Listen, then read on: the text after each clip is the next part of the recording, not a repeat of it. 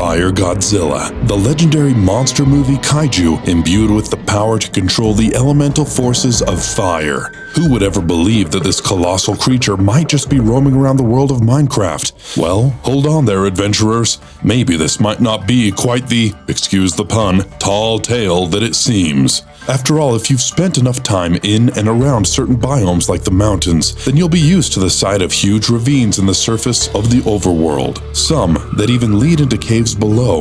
And if you've ever spawned near any rivers, then ask yourself, did you ever stop to think where that river came from? Was it always there? Or was it once a clue to something else, something bigger that just got filled with water over time?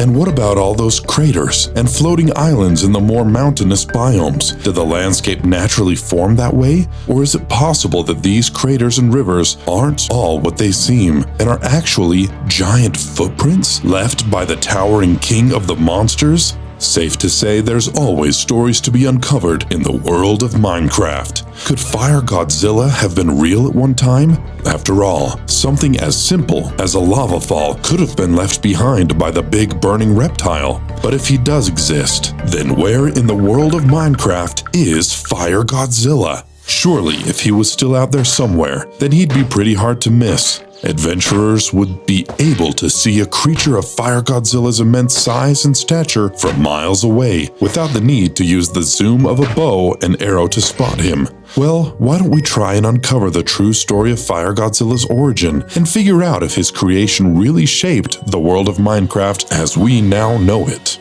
As always, the story changes depending on who you ask. Some villagers will call you crazy for asking. Others will say they've seen Fire Godzilla for themselves and then promise they'll tell you in exchange for some diamonds. Don't let them fool you though, it's just a scam. They'll take your diamonds and send you on a wild goose chase. Trust us. We know because they managed to get us with that same trick. But if you're able to think outside the box, maybe delve deep into the right cave, make the right turns down a long, winding underground labyrinth, and make sure to watch your step, then maybe you'll uncover the answers you seek. Contained in a hidden temple lost to time and concealed underneath several feet of stone is an ancient artifact, a dusty old book. And if you read this book, you'll be able to decipher the truth, the forgotten legend of Fire Godzilla, where he came from, who created him, and perhaps most importantly of all, where he disappeared to. It all began far back before the first generation, during a tumultuous, unpredictable time. The world of Minecraft had only just started to develop, and as it thrived and became populated with the earliest people, the more things began to change. Settlers formed villages, learned how to live off the land, how to gather resources, and what they could be used for. Building, crafting, cooking, and surviving. Everyone was quickly learning how the fundamental logic and laws of the world worked, and how, in the right hands, they could be forces for further development. But with that development came the increased risk of danger. The overworld had no shortage of threats. There was no doubt about it. Mobs stalked the open world whenever night fell. And it wasn't just creepers and spiders that were causing trouble. After all, they were just creatures native to this realm, ones that couldn't be tamed. There was also the threat of zombies and skeletons, as the undead rose from the grave to torment the living. Beyond battling mobs, early explorers were faced with the harsh reality that the overworld was just a naturally dangerous place. It couldn't be helped, and it was hardly malicious. But one wrong step on a snowy-capped mountain or too long of a swim down a river could lead to a nasty fall or a watery grave. Still, the inhabitants of the overworld continued living on, despite being fraught on all sides by various dangers. Soon they began to use their skills of harnessing the laws of the natural world to their advantage. They learned metals could be extracted from within stone and heated to forge armor and weapons, all things that could protect from the dangers of the overworld and the damage they could cause. But other smaller sects leaned into other means of keeping themselves safe.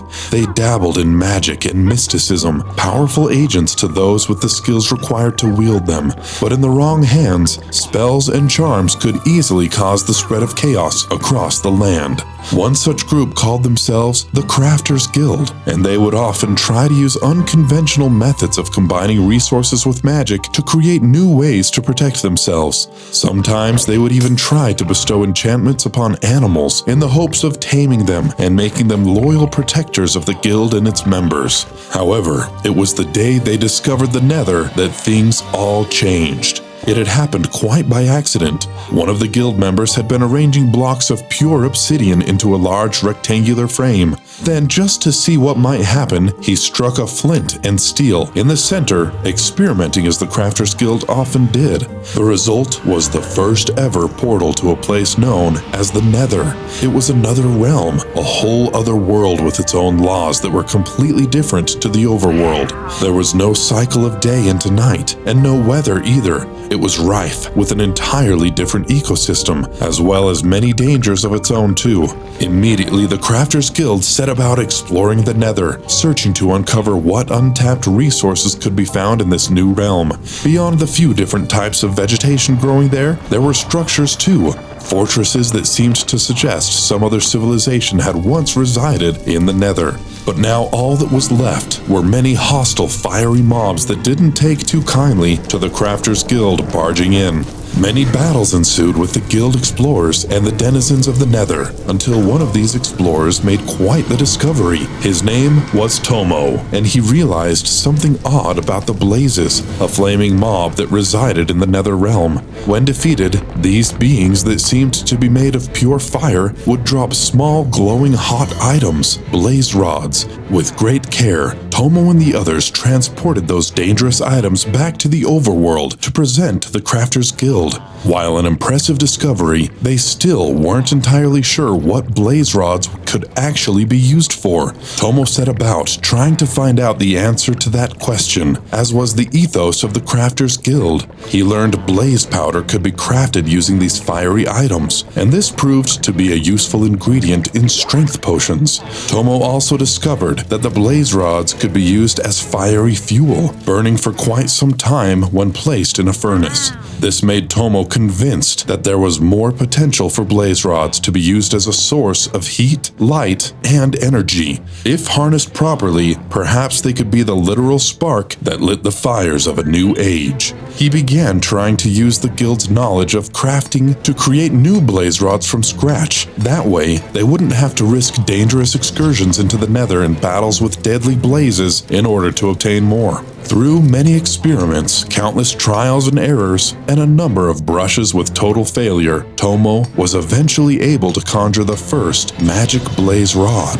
The crafter had high hopes for his new creation. Fire was a powerful element, one that everyone in the overworld knew could be both a provider and a destroyer. It could provide heat, warmth to stave off the cold, as well as food, cooking meat over the open flames. But if left unchecked or put in the wrong hands, fires could burn out of control, setting forests, houses, and sometimes even entire villages ablaze. Tomo hoped that the magic blaze rods he had created were the solution, not just to provide energy to the overworld, but also to one day giving people the ability to master the element of fire itself. No more would they have to worry about the dangers of catching alight if they were too close to lava, or arsonists burning down their hard-built bases. With a snap of their fingers, they could do away with the flames. And it was those intentions that Tomo poured into his spell to create the magic blaze rods. However, it soon became apparent that these magic blaze rods were far too unstable to be harnessed properly.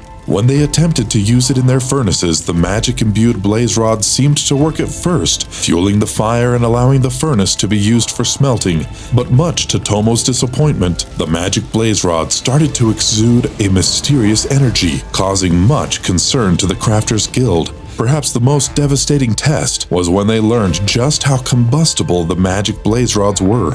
When a pair of these items collided, Tomo realized they would spark a huge explosion, bigger and more destructive than 100 blocks of TNT. Tomo realized that this power he had tried to harness was far too dangerous to allow him into the overworld. Some people were reckless enough with fire, but with magic blaze rods, they could trigger explosions powerful enough to reduce the entire world to scorched deserts. So he decided he had to prevent his creation from falling into the wrong hands. But something strange happened when Tomo loaded a boat with his magic blaze rods and set it out to sea with an assistant. Perhaps by having all the rods so close together, a huge explosion erupted once the boat had made it far enough into the waters. Luckily, nobody other than the unfortunate assistant was close enough to get caught in the blast. But in the water, however, a small aquatic reptile was directly in the path of the explosion when it happened. You'd think that a small creature like that wouldn't be able to survive the damage from something like that.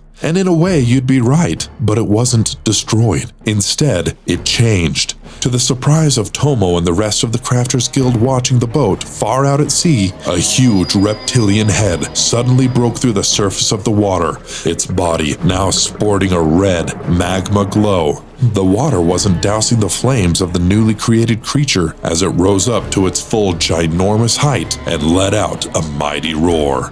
Nobody could believe what was happening. Fire Godzilla had been born. Tomo and the others were terrified. Nobody in the overworld would survive if this creature went on a rampage. Its huge footsteps would leave craters in the ground. Its fiery breath might just burn down every village in the world of Minecraft. But their fear soon turned to relief as they realized something else strange. Fire Godzilla wasn't roaring. He was just yawning. And as he plodded towards the land, he stopped before stepping onto the shore. Perhaps all the knowledge and intention to do good that Tomo had used to create the magic blaze rods had transferred into this colossal kaiju.